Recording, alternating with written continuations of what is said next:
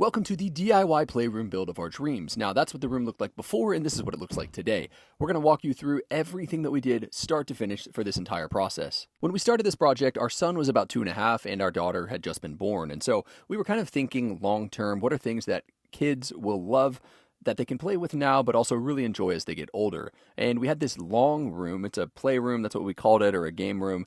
And we knew that we wanted to have something that felt very built in and permanent. And so our thinking was, let's build some kind of loft with a slide, a rock wall, and just incorporate as many fun elements as we could, and elements that would be able to be changed eventually when the kids get older, kind of into like a bunk bed and multi-purpose spaces. So that was our thinking.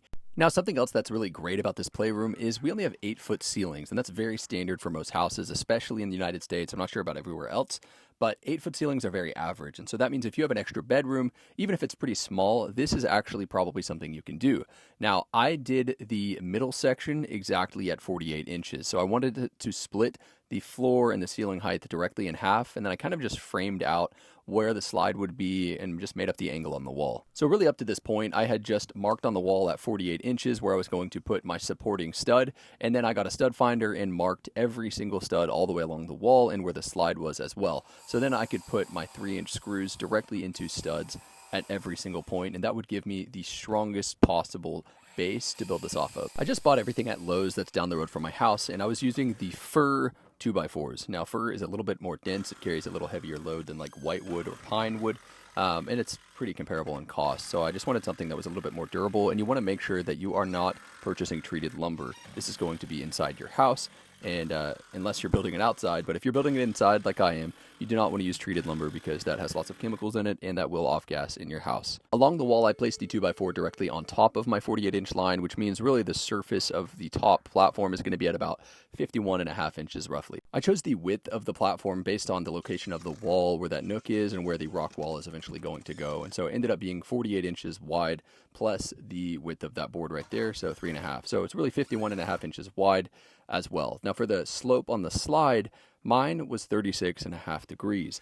Now, I didn't choose that based on any science or anything. I kind of just liked the look of it, thought it looked like a fine slope. And so here's the exact measurements of my slide, if you're wondering. And basically, I did some research after the fact because I was like, man, this is really fast. And the average playground runs at about 30 to 35 degrees on the slope for their slides. So you might not want to do it quite as steep as I did because the kids fly down it. They love it, but it definitely is pretty steep. So that's just something to keep in mind. I'm using 3-inch construction screws for this entire project. Almost every single thing is these 3-inch screws. And I wanted to make sure that it was very, very sturdy. So I added supports wherever I could. You can see right here I'm adding boards for the base of the platform up top. And then I ended up adding some more because I decided later that I was going to do a drywall ceiling. And so I did end up adding some more 2x4s on the bottom side flush with that board, to make sure that I had somewhere that I could mount my ceilings onto.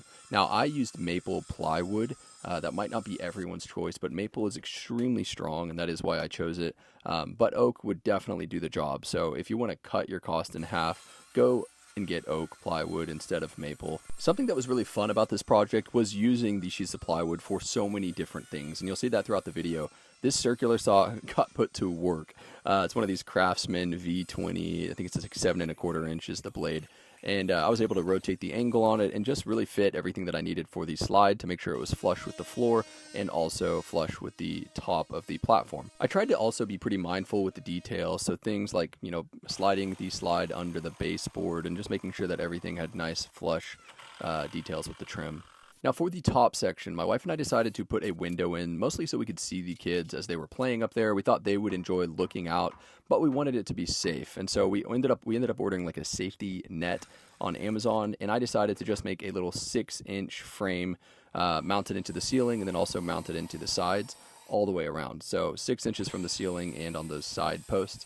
And then I used the safety net in the middle, which I'll show you here in a little bit. Another thing that we decided to do was arched doorways. Now, that's just a personal preference, and it'll probably save you a lot of stress if you don't do that. But again, I'm just using my sheets of plywood to make frames for the arch, and then I was going to do drywall on them later. I'd never done this before. I kind of just winged it, but I used a Sharpie and a string to give me that nice round edge. And then I just used a jigsaw to cut out each of these little pieces, and then use some 2x4 scrap to frame them together. So you can see that 2 of them with 2x4 pieces behind them or in between them, and then I would just mount them up onto the frames, and that just made these little archways. At the same time, we realized that we had a lot of space right there under the slide, and so we were like, let's build a book nook. Let's build some storage and just implement as much of this space as possible. So I used, again, more plywood, and I built the shelving right here. I just kind of measured everything to size, made the cuts that I needed, and put together this pretty simple shelving concept, and had it fit right on the underside of that slide. Now behind that, there is another maybe 12 to 18 inches, I can't remember the exact size, of a nook. And so we decided that we'd put a bookshelf under there and just make it kind of like a fun little reading area for our kids. And let me tell you, even though my son is almost 3, this has been a huge hit. Kids love being inside of like a little fort. And so it's given him that kind of play area where he can go sneak in, read his books, and just kind of be out of sight, which is really fun for kids. So even though I did leave some dead space behind this bookshelf, I just measured out exactly the size that I needed to have enough of a bookshelf that I could fit a good amount of books on it, but also still have some space back there for the kids to play. So I used my circular saw, cut everything out, and you'll see me assemble that bookshelf here in a second. I'm going to make sure to link all of the materials and quantities that I used on the description, and just so I can provide as much information as possible. I've always learned from YouTube videos, and so I want to make sure that I'm going to be a good resource for people that might be watching videos like this. As I was saying earlier, we were trying to get creative and just add as many elements as we could. So we wanted a arts and crafts table, so I just mounted a 2x4 to the wall and used some of these scrap plywood and built out this little floating table. Then it was time to add the dividers on the slide, so I just cut out equal sections, and I used pocket holes to mount them into the slide, and then for the one that's on the wall there on the left side, I just drilled it directly into the studs. Another thing worth mentioning is that the curved angles that are on those dividers on the slide, I just used the arch template, the same little piece I had for the arch, and just used that rounded edge to make them all equal. I then put 10 of those little climbing holds on the left side of the slide, and the actual slide that you can go down is on the right side, and our kids love climbing up those rocks. It's really, really fun. Now what you're seeing right here was just kind of an impromptu Hot Wheels track that I'll show here in a little bit, but it's just 3 pieces of plywood that I just cut with some scraps, and basically 2 pieces of plywood makes a perfect Hot Wheel track. The third one I elevated a little bit, drilled it all together, and then mounted it on the wall. It's really fun. My kid loves it. This is for the rock wall. So I used a full sheet of plywood since it's 8 feet and it goes right to the ceiling, and I drilled holes in it, and this is basically just, depending on what kind of rock holds you buy, they'll have their own instructions. But for this one, we had to drill a hole and then put one of these little mounting brackets on the back side of the plywood.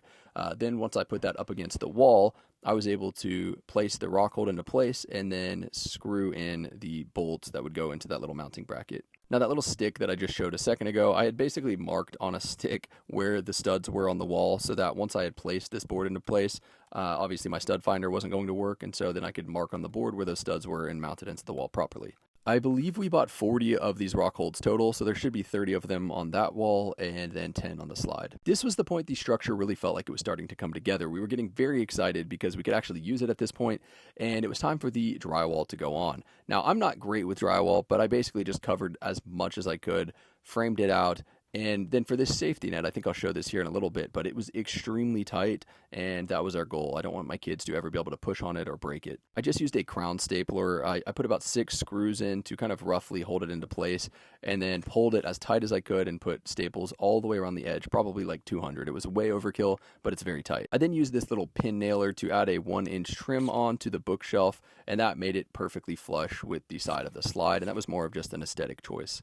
Now, if you're wondering what the inside looks like, this is the book nook right here. I basically just framed out drywall everywhere, and I knew that mudding was going to be the final piece that really cleaned up all of these edges, especially in the arches and on the walls. Now, I'll be perfectly honest with you, I'm not great at mudding, so I actually hired someone to come do all the mudding. I put all the drywall on myself, and then I said, hey, you're great at mudding, come out here, and he spent about 4 days, I believe it was, off and on, floating the entire thing with mud and then sanding it down smooth. So that's kind of what I would have done myself, covered it completely, put it on nice and thick, let it dry out, and then sand it all smooth. But it was really starting to come together. You can see there on the right side too, we added a small arch for the Hot Wheels track. I just thought that'd be a nice little touch. Every single day it was getting more and more smooth and ready for paint, and so it just was really exciting to see these arches be nice and smooth, and our vision was finally coming to life. And also, this Hot Wheels track was very simple. There's videos about it on our pages. It is such a hit for my son. He loves it almost as much as anything else we've done. Then it was time for painting. So this was really just the prep work because I was using a paint sprayer, taped off all of the edges, covered all the furniture, and covered the entire floor because it was all carpet throughout the room. We decided to color wash this entire playroom and structure, which basically means just go crazy on the paint and don't leave anything out. So we covered all the ceilings, the walls, the outlets, the vents, every single thing we painted green. And don't worry, we did cover our vents before we painted them and all that stuff. We're not completely crazy, and we are switching out all of our outlets as well.